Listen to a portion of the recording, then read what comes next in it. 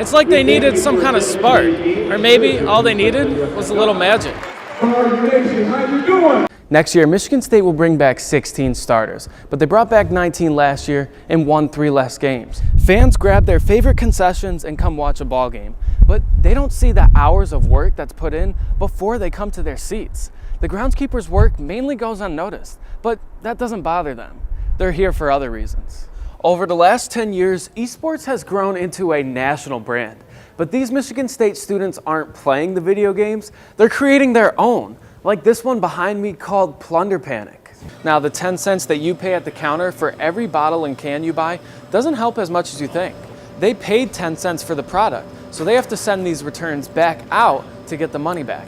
And sorting through all these, well, that's a problem on its own. 2 years ago, the office brought in 718 reports, but last year, almost 1,200. And if you look deeper at those numbers, you'll see that after the Nassar testimony in January, through the growth of the Me Too movement in the spring, the office received 783 reports. That's more than the entire previous year. So Kent says there's a connection.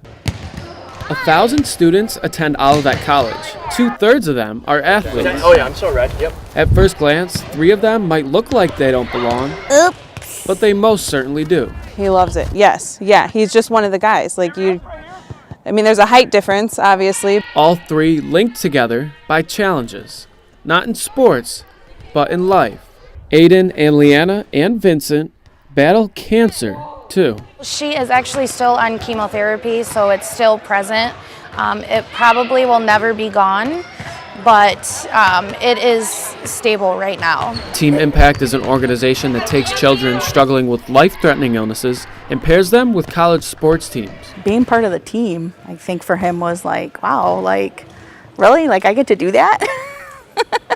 They get their own signing day, just like the players. Oh, she loved it. She loved the camera being there, and she thought she was famous. And for Aiden, he joined more than just the sports team. It's kind of like playing with nicer kids with me, because every boy at my school is mean to me. Why is that? I don't know. He's been having a lot of bullying issues at school right now, and it meant a lot to him. When he came home from school the other day having a bullying issue, he immediately wanted to video chat them. They don't make fun of my clothing. They don't say mean words to me. They're like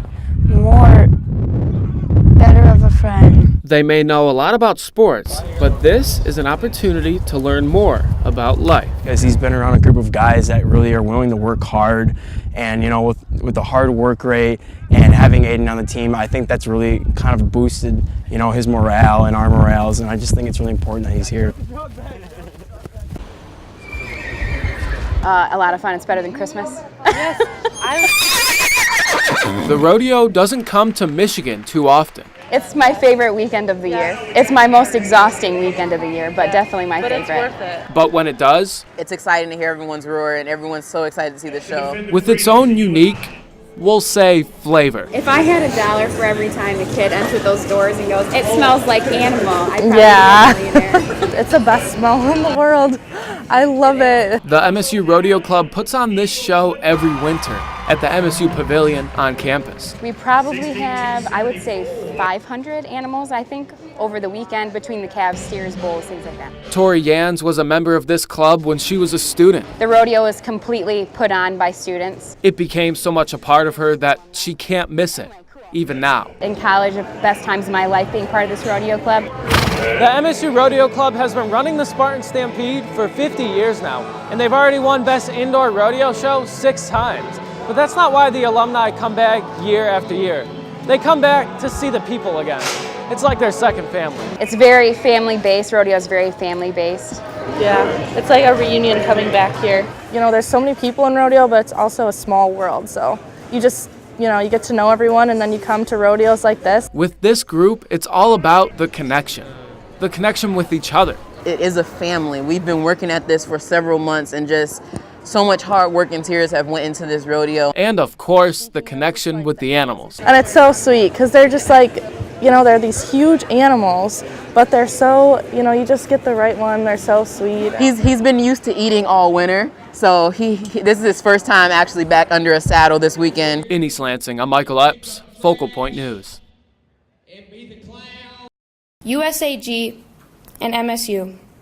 How could you have let this happen? The world watched Michigan State last winter. MSU knows what they have coming. President Luana K. Simon stepped down in January, and the university felt pressure to change how sexual assault is handled. They did not want to know. They did not want to see. Look now, and you'll find people working hard to fix the problems. Deborah Martinez is one of those people. I really enjoy making a change. Martinez is an investigator in the Office for Civil Rights and Title IX. We're dealing with extremely serious issues involving sexual assault, relationship violence, stalking, and we want to be sensitive to the needs of everyone involved and make sure we're doing a thorough investigation. The office has struggled to keep up with the number of reports it receives, but Interim Associate Vice President Robert Kent is changing that. We've changed the makeup of the office a little bit. We've hired additional investigators.